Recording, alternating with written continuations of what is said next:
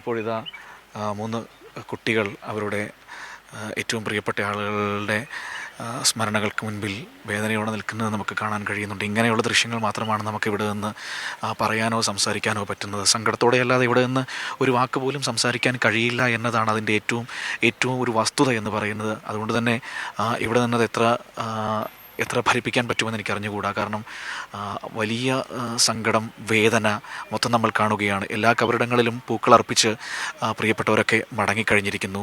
വലിയ സങ്കടമായിരുന്നു ആ സമയത്തൊക്കെ നമുക്ക് കാണാൻ കഴിഞ്ഞത്. ചിലരൊക്കെ ഇപ്പോഴും ഇങ്ങനെ പോകാതെ ഇവിടെ നിൽക്കുന്നുണ്ട്. ഓർമ്മകളോട് പറ്റിച്ചേർന്നുകൊണ്ട് ഇവിടെ ഇങ്ങനെ നിൽക്കുന്നത് നമുക്ക് കാണാൻ കഴിയുന്നുണ്ട്.